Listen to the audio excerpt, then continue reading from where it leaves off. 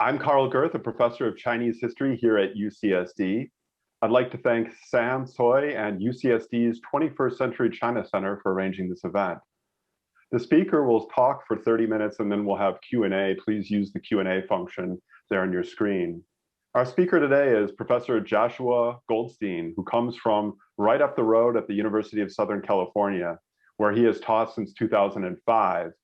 Professor Goldstein received his PhD from Our Fair University in 2000 under the direction of Paul Pikowitz and Joseph Eschrich. His first book was Drama Kings, Players and Publics in the Recreation of Peking Opera, 1860 to 1937. But he's here today to speak about his terrific new book on a somewhat different topic, Remains of the Everyday, A Century of Recycling in Beijing. Please give a big UCSD Zoom thumbs up welcome to Professor Josh Goldstein. Oops, that's not the thumbs up. Take it away, Josh. Oh, okay. Wow, I start now. Okay. Wow. Hey, thanks for showing up to this. It's delightful to be, well, to not really be back at UCSD. I'm kind of not that delighted. I wish I was actually back at UCSD. I could get on the train and be there instead of being in my bedroom on my bed, which is really actually uncomfortable. And my daughter just told me that she won't even use this as an office. It's not comfortable enough for her. Even she at 10 years of age gets a bad back. Anyway, but it's nice to virtually be there, and great to see you, Carl. And thanks for taking the time to learn about this book a little bit. And I'd really look forward to maybe talking to folks about garbage, because that's what I love to talk about. To introduce the book, I guess it's going to be a little bit of some piecemeal stuff. It's a really long, it's 100 years. It's a lot of chapters. It covers a lot of ground. It is not a book that has a traditional central historical narrative as such, so I find it a little bit difficult to summarize what it is. So what I'm going to do is lay out some themes and then show you a lot of pictures, basically, because I think pictures are really interesting for understanding waste stuff. And they're kind of photogenic and they're more fun than me babbling. So if I can make screen share work after a year of Zoom, let's see if I can do that. I'll start with a few slides from this PowerPoint and then we'll move on from there.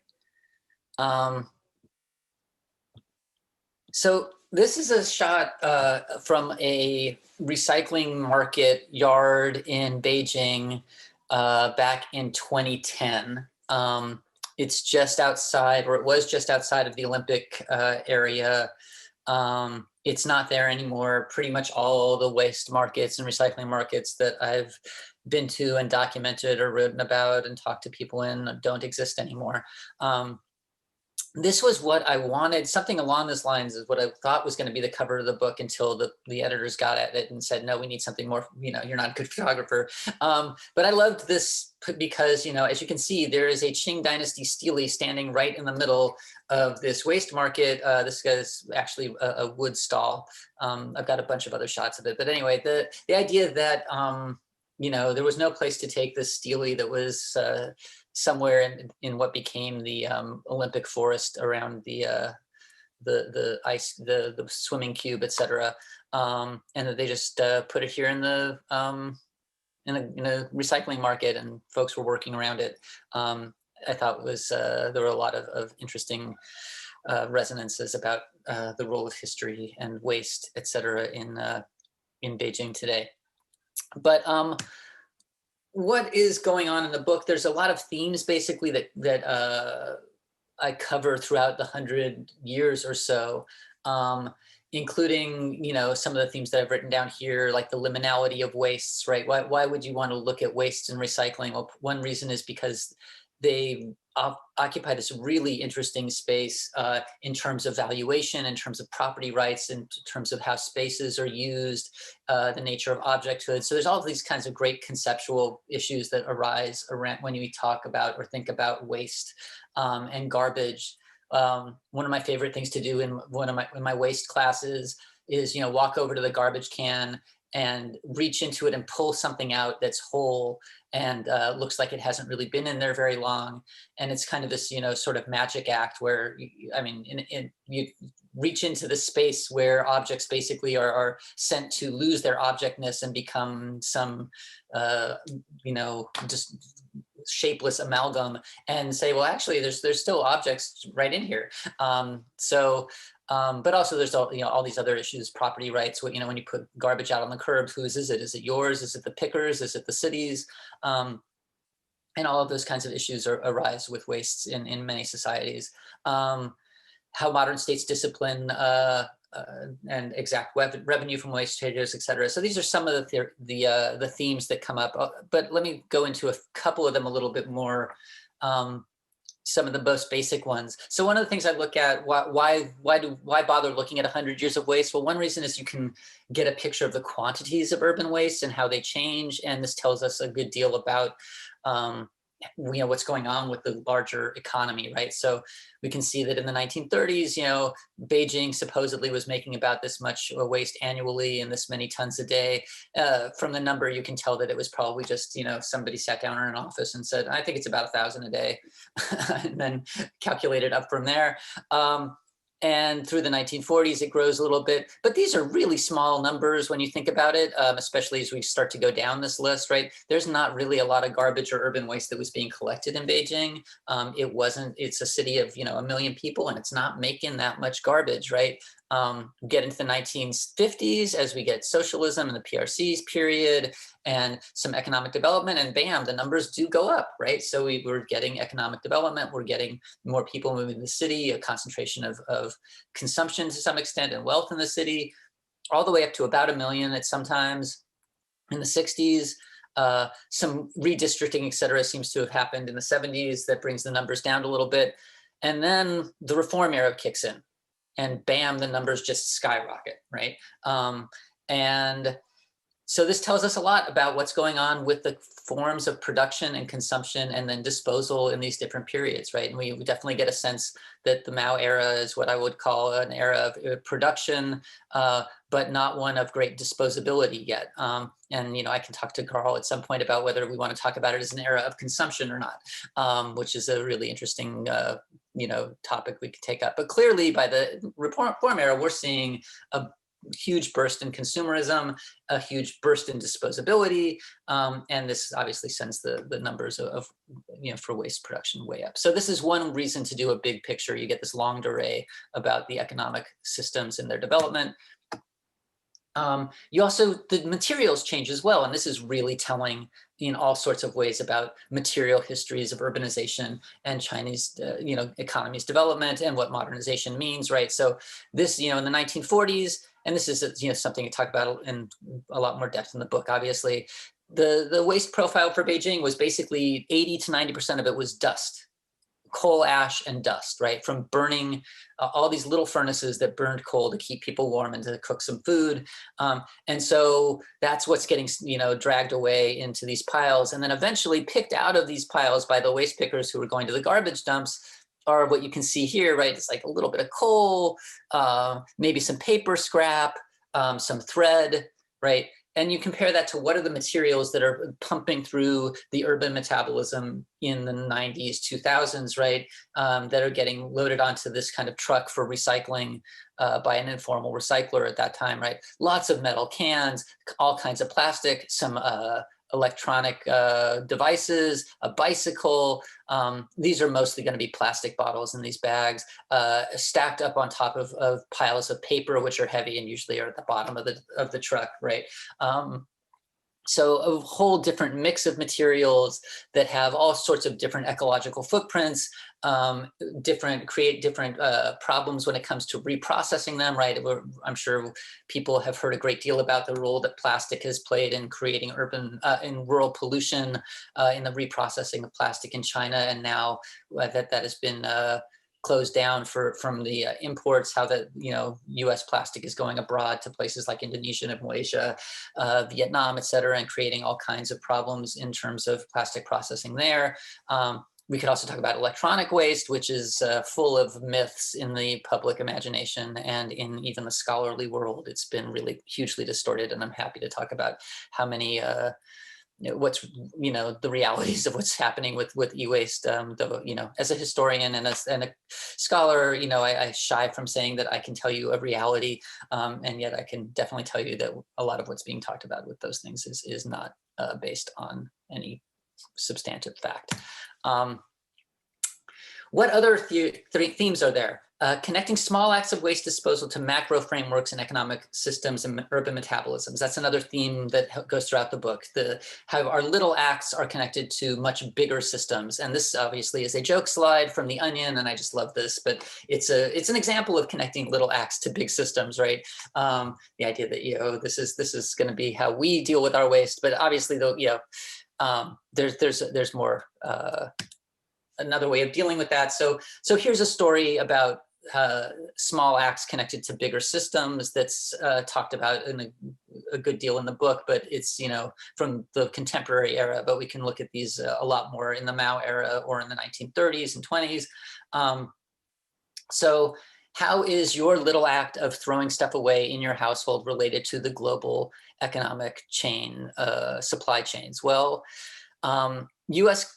cities throughout, most of the US adopted a thing called single stream recycling in the late 90s and early 2000s. And that's the reason why if you are in your house, you have one little recycling bin and you throw all of your different recyclables, your plastics, your metals, your papers into that one bin. It's because single stream was adopted. Well, why was single stream adopted and why do you do this today? Well, it was adopted because China was buying all forms of scrap in massive amounts in the late 90s and early 2000s. How did that work? So, because your municipality, right, it wants to do some recycling, and there's this, the US public wants that.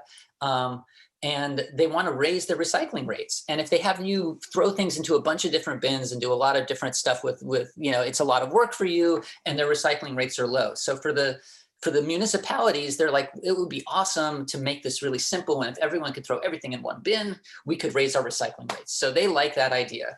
The problem is you need someone to buy all the stuff you throw into that bin, so the municipality can, not be in the red all the time. So they needed buyers, and China was the buyer. Why was China such a great buyer? Because scrap goes to where manufacturing is, and the manufacturing was all in China, or, a huge amount of it was in China, right? China was becoming the factory of the world in the early 2000s and the late 90s.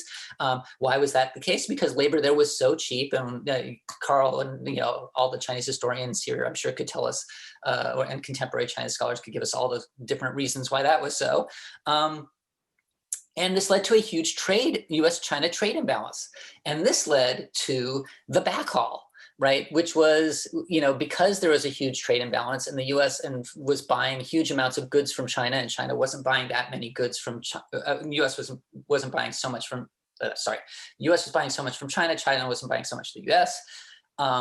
It meant that the ships were coming over full of containers, and they needed to get back to China to reload with containers. And that trip back, which would be generally fairly empty, is called the backhaul in shipping. And when you have a backhaul that's empty, you might as well charge really low shipping rates to put anything you can on that ship to make a little bit of money. And so that means that you can put things on it like scrap that are really low value, charge a really low sum, and still have that stuff get shipped across the ocean, right? And so what happened because of this massive global trade imbalance was it made the backhaul really cheap, which made it really easy to send scrap to China, which was why China was able to attract the world's scrap in the early 2000s. And that's why all the recycling was going to China. And that's why your single stream was affordable and attractive to your city's municipality. And that's why you throw your garbage, your recycling away the way you do, right? So basically, the book is in some ways a few different historical exercises in trying to kind of draw these connections of the micro and the macro to see how they work together, and also the contradictions that arise when we put these things together. And a final kind of reason to write a book about 100 years of recycling is because it helps historicize the production, consumption, disposal kind of linear understanding of economics. that we usually assume when we talk about how our modern economy works. And especially when we start to look at the Republican era of Beijing, we start to see that this is not necessarily how things work. Now, obviously, by focusing on recycling, it also short circuits this whole process, right? In recycling, consumption turns into production, right? Because it's after you consume a product that you end up having the recycling, and that's not going to be disposed, but actually it's going to go into making a material that's going to be useful for production, right? So it completely short circuits this linearity and creates a circle. But what's left out of this whole schematic is something that we see when we look at economies that are less industrialized, and we realize that this whole idea of produce, consume, dispose as a way of analyzing an economy is entirely framed. These categories come from modern industrial economic experiences and categories, as opposed to what actually happens with material goods in our real everyday lives, right? Because there's a lot of stuff that happens in between, especially right here. And we start to see in Republican Beijing, you see all of this happening a lot. Things don't get thrown away, they get repaired, they get reused, they get repurposed, they get mended, they get cleaned, they get maintained, because there's no wanting to waste any possible material or labor embodied in a product, in a good. And so part of the reason I wanted to do a long, this longer period of history and compare different time periods and processes of how we deal with waste was to really draw attention to the role that these acts play in our economies historically and even today, and try to kind of destabilize this idea that what's happening in our economy is that, we either do consumption, production, or disposal. So with that, there's then this PowerPoint has lots and lots of stuff about the huge numbers that China was importing in terms of all forms of scrap in the early 20th century. But I will stop that for a second and shift to something else really quick. So there's a bunch of themes in the book that cover, over this 100 years. The other thing one of the things I couldn't do in the book, and that's what I kind of want to try to share with you all a bit here as a way of getting at some of the stuff in the book as well, is that there's a lot of pictures that I couldn't get in the book. The editors only allow 15 pictures or so for me.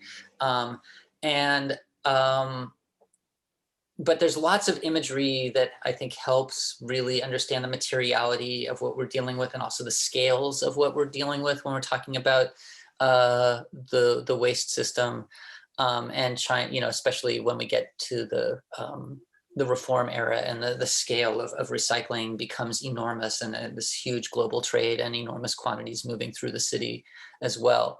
And so I've got a website on Scalar that is under the name of the book, Kipple Yard, as well. And then there's this, there's a few essays in it, which I could show you if you want, but there's a companion images to the book that basically go through chapter by chapter and add extra images to what is already in the book. So this first one is a key image for the whole book, which is from Wang Jiuliang's film, Beijing Besieged by Waste. Laji Weicheng, and it's basically Wang Jiuliang was this incredible artist and documentarian who spent 2 years riding around on his motorcycle photographing illegal waste dump sites all around Beijing around 2010, 2011, and creating this map where he pinned every one of these waste dumps and took really devastating photos of them, and talked about, tried to get at why this was the case in Beijing. And one of the things that's interesting about this map is when we compare it to a map of illegal waste sites. Well, when we look at the circle of the suburban areas surrounding central Beijing, if you go back in time 80 years, and you look at the suburban circle that circles Beijing, what you'll see is not garbage dumps, but you'll see a circle of fertile fields. And this is true for almost every city in China through the late imperial and into the early modern period, because what's happening is that the human waste, right, the shit and piss, the night soil that people in the concentrated city produce are taken out and made into fertilizer and used to fertilize the farmlands all surrounding the major cities.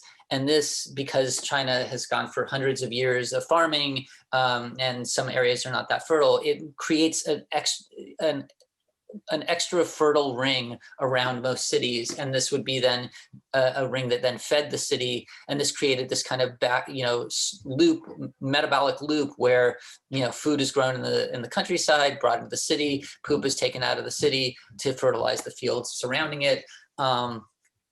And it's not to idealize this loop, because also in it were intestinal parasites that got circulated a good deal, and people had worms a lot.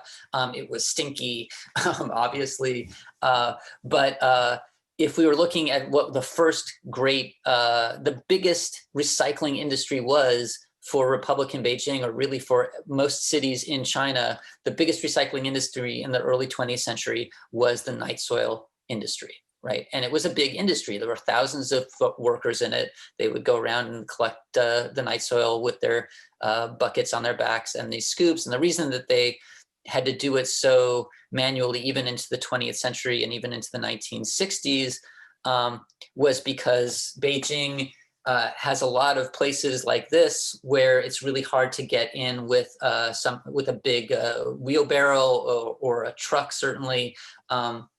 And the privies are often just pits, and so you needed people to go in to get that night soil, and that keeps people kitted out like that all the way until the early 1970s in Beijing. So the first chapter mainly explores the night soil industry, and to some extent other kinds of waste, but primarily the night soil industry, which was such a big one.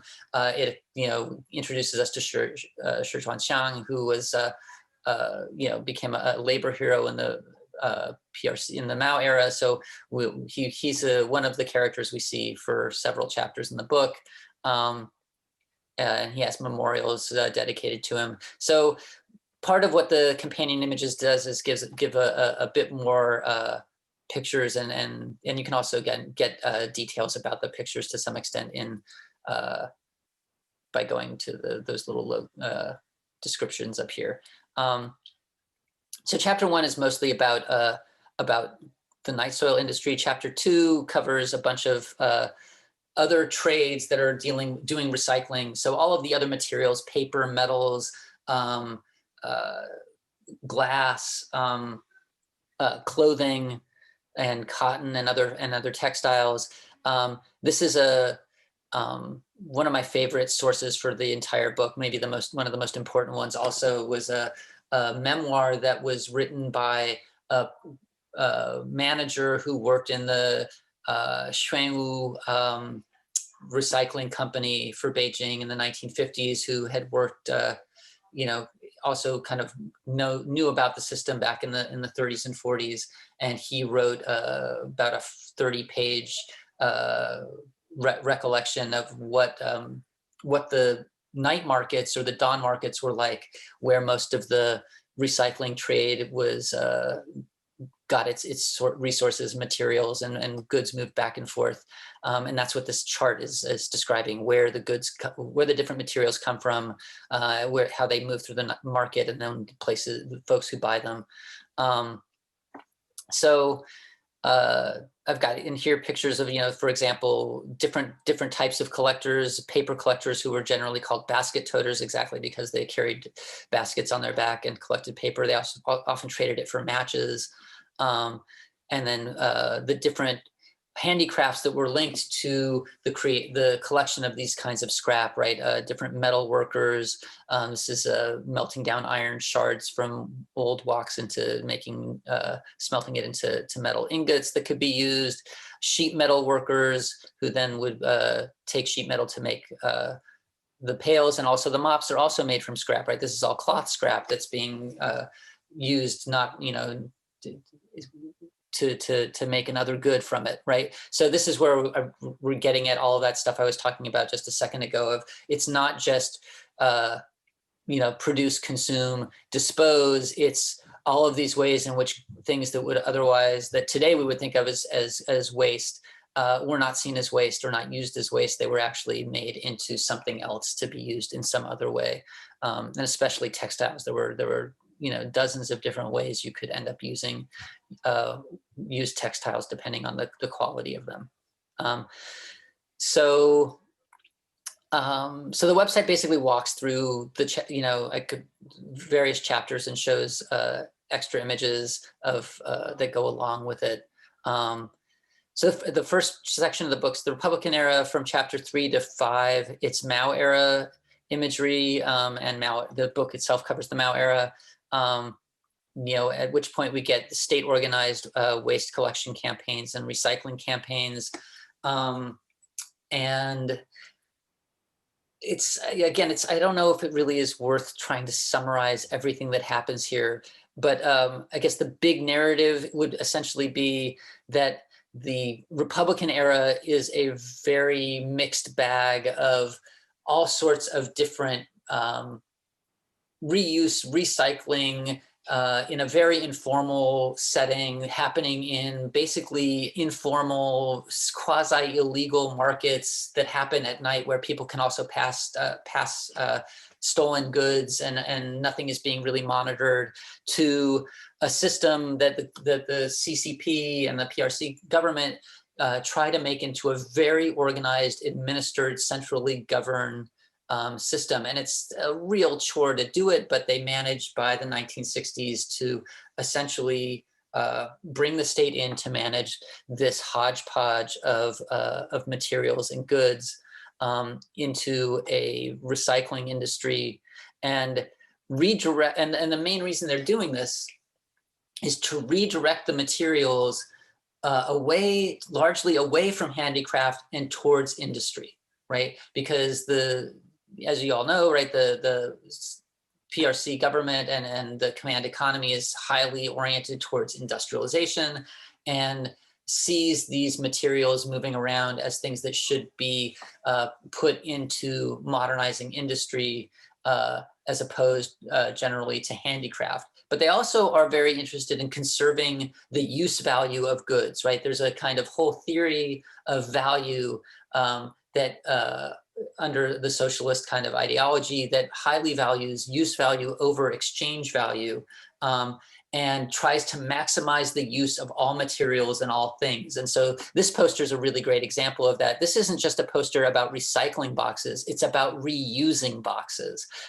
You're not just supposed to take the box and send it to be made into paper pulp. You're supposed to take the box apart and send it back so that the factory that packs things in it can reuse it and pack more things in it, because you want to preserve that cardboard as long as you can.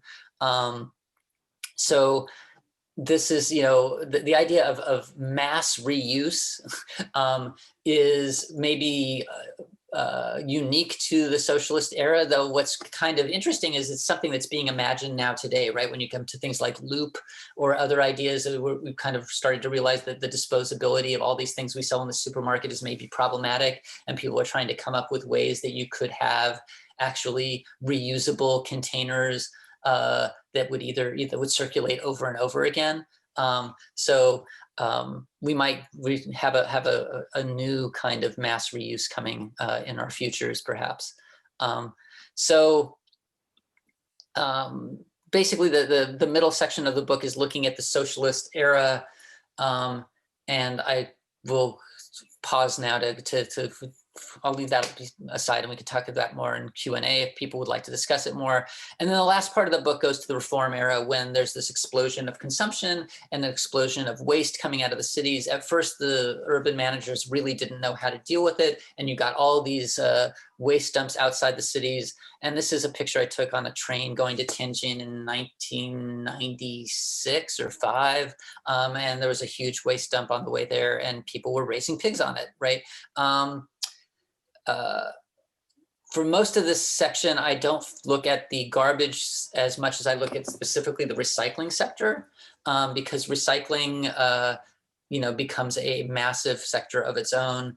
And so I look at pickers all the way from, who are largely rural migrants by this point, and the various ways that they collect, either on hand carts or most commonly and most iconically on these three-wheel bike carts, and carrying enormous amounts of scrap to recycling yards, some of which looked like this back in the 90s when they were all basically illegal and had to be on the run and therefore didn't build any infrastructure, or increasingly started to look like this when the government relaxed some of their crackdowns on informal rural recyclers in the 2000s, and they started to build, actually invest in infrastructure and build yards that were more organized.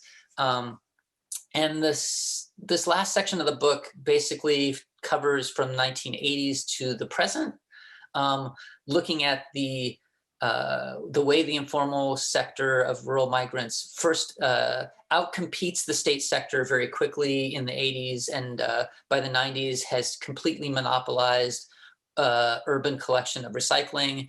It ends up being, and the irony, of course, is that there was never, the amount of recycling to do grows enormously in the 90s and 2000s, and the government is basically unable to take advantage of that enormous growth in the informal sector, absolutely monopolizes it.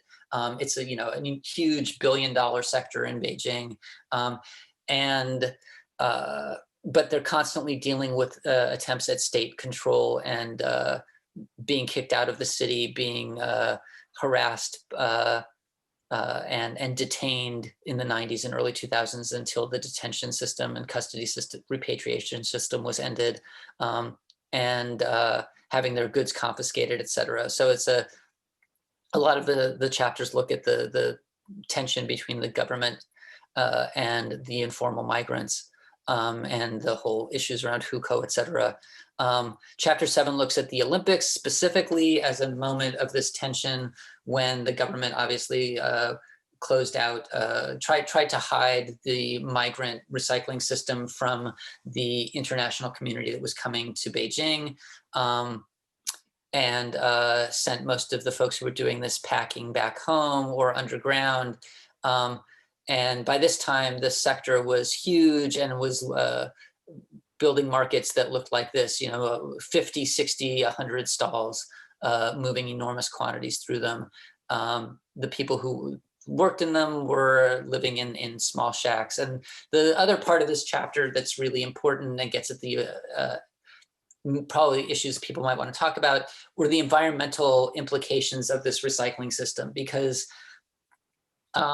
and there's a continuity here historically as well. The materials get gathered in the city where the consumption happens, and then they get sent out for processing to places in the countryside, where and it's in the processing where the pollution really happens. And so surrounding Beijing by the early 2000s were enclaves where recyclables were being processed in often really dirty and destructive and environmentally hazardous and and dangerous to the workers as well manner. And so this is a picture from Ziya where a lot of wire and electronic waste was going. And you can see from the ground that they're burning wire here, right? And so at night there's plumes of plastic smoke that are, the entire area was in a shroud of plastic smoke every night for years, and orchards couldn't grow and people got sick, et cetera. Similar, this is all just insulation from plastic wires that's going down the road to Wenan, which is a plastic processing center about 50 kilometers from Ziya. And this is all stuff from the Beijing and Tianjin KFCs organized by by different plastic types. That all this is going to get reprocessed, but in a pretty horrible way. This is one of the markets in Wenan. This is just a sense of the kind of work that they're doing, scrapping fruit cake crates to make red plastic pellet. And this is a picture that gives you a sense of the pollution that was going on in Wenan from this whole enormous industry of plastic processing that occupied that area. A good 10,000 in mom and pop shops, at least, doing some form of plastic recycling and processing, and creating just a environmental and health disaster for the people of Wenan. Terrible problems with blood pressure, liver damage, etc. And the last chapter gets at what's going on today with the ban, and also this thing that I call the merge, which is a part of the attempt to get people in cities throughout China to sort their waste properly, and do it through a mandatory, kind of legally mandated system of waste sorting. And I'd be happy to go into much more detail about the ban and its effects globally, as well as the domestic issue of what's going on with these waste sorting campaigns, why they're happening, and whether they're being effective or not. And I will shut up now. And though I would, I'd love to just point one last thing out, which is there's this amazing journalist, photographer, Wang Jing, and his work. He went to waste markets in Beijing in 2012 and photographed them. And then he went back to them in 2018 after they'd been demolished, and brought his old photographs and often friends that he made in those markets when they were active. And in many ways, his series of photographs says everything I would like the book to try to say, especially in its last chapters, about what it means, what's happened to the erasure of rural migrants from the urban setting, and the erasure of their labor, and their erasure from the modern history and developmental history of China. Showing how these markets were places of people's lives and experience. And as you can see, we went to the same market. He also took a picture with the steeling in it. Anyway, that'll be it. I'm going to shut up now. I'd love to take questions. Thank you for your patience with my babbling. Yeah, that's fascinating, Josh. Thank you so much for all of that. I have easily 20 minutes worth of questions myself, but I'll just refrain and only say maybe ask one while we wait for people to ask questions in that Q&A window. I'll also monitor the other one as well. So yeah, waste seems like a pretty good telltale sign of inequality. Who gets to waste suggests that you have inequality in your society. I mean, the most obvious example is who gets to leave 5 plates full of food when they host their friends for a dinner or something like that. So that makes me think that during the Mao era, that one of the reasons why they're cracking down on waste is because it becomes incredibly conspicuous that who is getting to waste, especially cadres. So I guess I wonder how you were able to tell the difference during the Mao era between the norms that the state was promoting and what actually people were doing and observing. That's a good question. There's not I don't go into a bunch of evidence about who's doing like excessive consumption in the Mao era. And I do think that there certainly is unequal consumption. And the place that shows up, not so much in a micro case of, oh, here's a story of someone who left, who's clearly consuming a huge amount compared to everybody else. But in the big picture, it's absolutely obvious that the cities are far more wealthy than the countryside through the waste lens. And one of the main ways that becomes clear is, when the recycling office does its big number crunch, it finds over and over again that people in Beijing get about 5 yuan a piece, because the system, and I didn't really go into this in any detail. So all the way back before the Mao era, through the Mao era, and into the present, what happens with recyclables is that people are paid for them, right? That the collectors of scrap either barter with people to get them from them, or actually give them cash. In the Mao era, the state gives you a little bit of change for your bottles, for your paper, for your metal.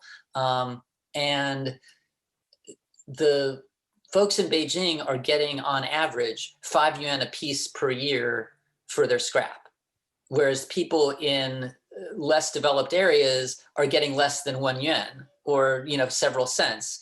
And it's just very interesting to see that nobody who's writing about this in the system in any way looks at it and says, boy, there's some huge inequalities here.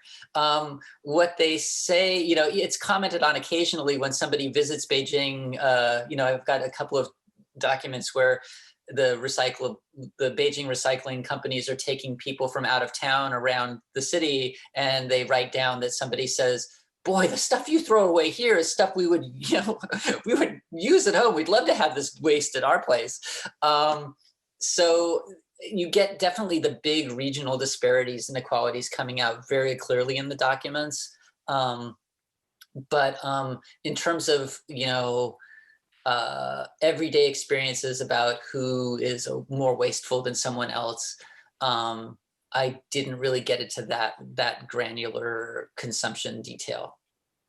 Well, I'd ask you follow-up questions, but we have 3 questions, or 4 already waiting. I'll go from the bottom where it's easier for me to read. Victor Schur asked, was there an inflection point which switched urban China from Maoist austerity and recycling to carefree waste? Also, with the rise of the e-economy, what's happening to the mountains of packaging now? I don't know if there's one inflection point moment, but I think it becomes really clear. There's definitely an inflection point moment in the domination of the informal sector over the formal, or over the state-run sector. That clearly happens in the mid-90s. Folks from the countryside come in and start doing some of this collecting and start doing it kind of on the sly. But kind of a series of economic crises in the 90s, the triangular debt problem ends up hitting scrap, the recycling industry, really hard. They cannot get anyone to pay them for anything that they're providing to the factories. And they're running around just trying to get anybody to give them money. The fact that informal sector folks are able to use cash, whereas the state-run sector is supposed to only do things through bank deposits, et cetera, also makes it, everybody's would much rather get paid cash on the barrel. And so you get, a series of kind of economic shocks that happened in the 90s where prices, also anti-inflationary measures where you go, the prices for scrap spike when the inflation happens, and then when the anti-inflationary measures hit, they crash so badly that the firms just cannot handle it. So that there's definitely an inflection point there. But I don't think that I think from everything I've seen about the waste numbers, it's just, it's a predictable gradual rise of more and more garbage, and the rich start you can see that consumption gap really quickly in the 80s, right? So the thing you were asking about, Carl, in the Mao era that maybe doesn't get clearly quantified, the social surveys definitely find it by the 90s, where if you go to, middle-class apartment complexes, the waste composition of those apartment complexes is, glass, metal, plastic, but you go to the single-story, old hutung housing complexes, and it's ash, and vegetable waste, and none of that other stuff. And so you can definitely see, like, these people are consuming one kind of thing. These folks are consuming a totally different world still. But that evens up in some ways by the late 90s. Quite a different question here. Also, someone cheating with 2 questions in one. Particularly dramatic changes in the infrastructure that you noticed in the recycling industry across the 100 years, and also what do you make of Beijing as an example? How is it unique, and what makes it a good example of what you're looking at? Okay, so infrastructure is, I'm not sure what the person's referring to. I don't know if they can put on their mic or clarify what they mean by infrastructure. I could guess everything from human to machine collection to how it's processed and where Yeah, it's put, whether it's put in other yeah, locations. yeah. So there's so many different changes. I mean, one thing is that infrastructure itself is getting devoured in the 80s, 90s, right? There's construction waste is huge, especially in the 90s and 2000s. But by the time we get to 2010, that ramps down a bit, right? So that's a mother lode of metals, and that's where the big money is. And so that's a huge part of what's happening. The constant like creative destruction of the city, and a bunch of stuff that's going on in my chapters actually. And a central argument really of the whole reform era is that those waves of construction, because they shape where the garbage markets are, which shapes where these communities of migrants will be located, why they will be constantly displaced. And actually it becomes very clear that the ring of construction just beyond, that demolition zone is precisely where the waste markets will occupy, right? It's this great economic transition zone where things haven't been built yet, but they're still not rural. You can turn over a really quick buck by building, it takes almost no infrastructure, move stuff in and out, collect a lot of money, and then demolish it again, kick those migrants out. We don't want them anyway. They have no real political clout here. Now we can build our high rise. They move to the next ring, right? So that's a whole process that's very, like, you can watch it in Google Earth. I've got all these Google Earth photos where you can just see the ring growing, you can see the markets get demolished, et cetera. So other infrastructure changes, yeah, as that expands, right, you can't get around on three-wheel carts eventually, right? You start to move to trucks. So in the 90s, it's going to be all by foot, it's all by bike or by three-wheel cart. By the early 2000s, you're getting more and more people going in with trucks to collect to get further out of the city. By the time you're at 2010, it's pretty hard to get around on a three-wheel cart. You're starting to put motors on them. And by the 2010s, these days there's a lot of trucking going on. What happens in terms of infrastructure in the markets changes. You start to get people using forklifts. You get baling stations. That's a really big deal. That's a real good way to make money, is to go to baling.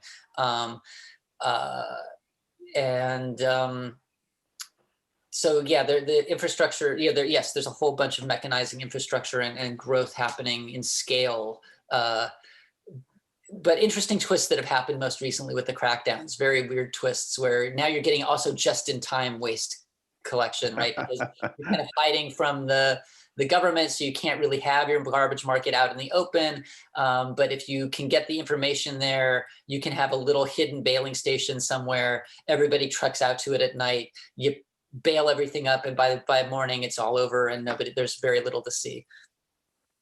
I think that person also had a question about Beijing and why you picked Beijing and its representativeness for what you're looking at, although we have a lot of other questions. Yeah. So I would just, I think it's generally fairly representative, except that obviously the state's hand is really strong in Beijing, much stronger than probably any other city. So the amount of state attempts at oversight, they fail over and over again, but the repressiveness of the state, the detention and repatriation that happens, the demolition of sites because of various events, or the closing down, the banning of migrants from doing their work because of, Lianghui or whatever big meetings happening. That's going to be more marked in Beijing than in a lot of other cities where there's maybe much more lax enforcement or much more, kind of accepting of migrants having an informal activity going on.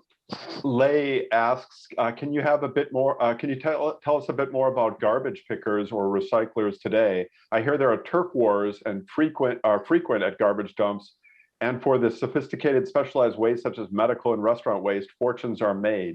Is that the case? So Lei Gong, that's a great question, and I cannot talk about what's happening right now, because I really don't know. So most of the research for this book I did up through about 2010. Everything from there was either some short visits or through friends I knew and talking to them about what they were doing and online. And also the recycling sector really shrinks. The informal sector at least in Beijing, it's just battered in the late, after 2011.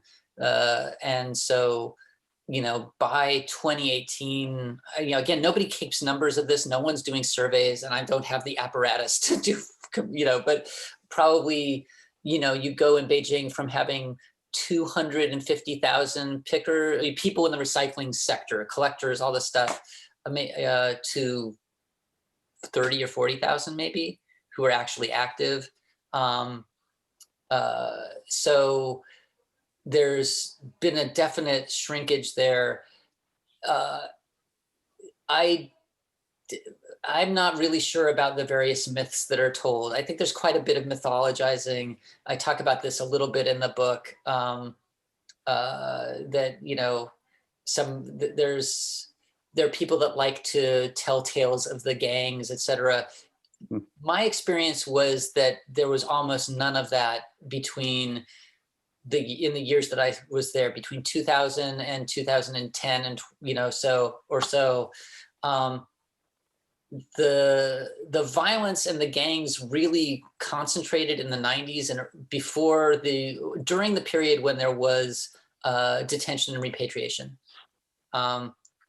because basically the migrant recyclers were under constant threat from the state, from the government, from the police, from and various less formal police groups. And so the gangs were a protection racket, right? You needed protection, and so they kind of they worked in cahoots in some ways with the cops, paid off the cops, and also helped move a community when it needed to get moved due to a crackdown. But after 2003, that kind of activity was really lessened. I heard occasional discussion of it. I know, of a couple of times people got into fights over an area, but I think that's been... This might be a related question that Stephen asked. Why were private recyclers cracked down instead of legalized and incorporated into the new system? I don't know when that happened, if that's outside the purview of your study. Oh, you mean why were private recyclers eliminated and instead of being legalized and incorporated into the new system? Okay, that's basically what the whole last part of the book is about. And it's a really good question, right? So because what's really interesting one of the really interesting things is that if you look at 1950, if you go all the way back to 1949, 1950, 1951, the entire sector was informal. None of these people were organized or doing it by the book or whatever, right? And it was and the CCP comes in and they say they do incredibly detailed sociological work. They're doing social surveys. They're trying to figure out who makes how much money, where is everything going, and all sorts of stuff. And then when they figure out what that is and they realize how they want to reform it, they realize, they're going to take pay cuts. They're going to lose money. How do we try to manage that so they don't get too upset as we socialize the system and kind of the state takes control of it, et cetera, et cetera. So there's this incredible, and the people that they do incorporate into the state system, because most of what they do, the government doesn't pay a penny for creating the system, the recycling system that the state does. It all comes from the recyclers themselves. So they take these informal folks, they give them some perks, they try to bring them together, they take the money from the shops themselves, and build a recycling company in Beijing, but they do this in all the other cities. And it's totally self-funded by these people. But they also give them, access to things like housing, et cetera, and a state, state jobs eventually, and a steady salary, and a stable life that these people would never have had before, right? These are rural migrants that had nothing, who were on the streets selling junk, a lot of them. Not all of them, but a lot of them. So what's really interesting is that when we get to the 1980s and 90s, and we have this new influx of rural folks who are doing whatever they can to survive and gathering this stuff in the streets, that the government, instead of doing what it had just done 30 years ago and going, wow, who are these people? Why are they here? How can we figure this out to make things better. They just are like, what they're doing is criminal and illegal and they shouldn't do it. We have a government system that does this. They have no right to access this. This is our property, basically, right? Recycling is our monopoly, not theirs, right? And for the next, all the way up till today, basically it's informal, if not in sometimes criminal, to be a recycler. So there is no private recycling in Beijing, really. It's not legal. The only legalized official recycling is the one that is done by a state-sanctioned entity, which is fairly minimal. So it's that change in attitude is really, and especially, I guess for me, the most ironic was talking to old hands in the recycling industry who, came through from the 40s and 50s and knew the roots of the industry. And by the 1980s and 90s are complaining, and 2000s are complaining about these rural folk who have come in the informal sector that's dirty and disorganized and causing this pollution and is basically seen as an obstacle and a harm. And it's like, but wasn't that actually you or the people you used to work with? So that change in attitude is really striking.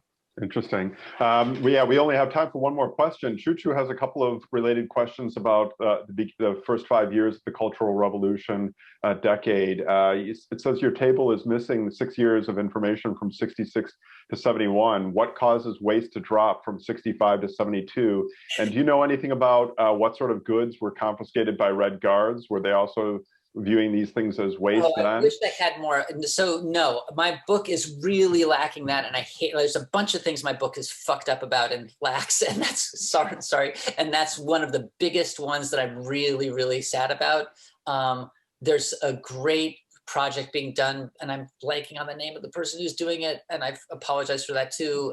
But someone is doing this project looking at confiscations. And also recycling as a way of getting access to artifacts, and the way that museums filled were filling their collections through confiscations like that, and that's just amazingly interesting stuff. A lot of stuff that got confiscated did end up in the consignment shop kind of system, or also being sold off to possibly even to foreigners at certain points in the 70s, if you could get really good stuff, and it ended up there. But I don't have anything like the sources to talk about that. Sure. Why do I not have garbage, et cetera? Because the actual offices that gathered the data were disbanded. So there is no data because the office was disbanded and it was taken over by revolutionary committees, et cetera. And access to those files was not given to me at the Beijing Municipal Archive, and I'm not sure where. Again, it's like I would love to find some of that, but I wouldn't be able to ever find an aggregated data because they just didn't have it, I don't think, in the first few years of the Cultural Revolution. Great. Wow, that's all really wonderful. I guess the best way to plug your book, you tell me whether this is a good way to plug your book, to say that it's probably freely available to those of us in the UC system because it's published by Cal. So I encourage everybody to read Josh's new book, and thank you so much for coming today, and thank all of everyone else for coming as well. Thanks. Sorry to talk too long and not get to all the questions. Thanks for showing up. Appreciate it a lot. No worries. Thank you. Bye, everyone.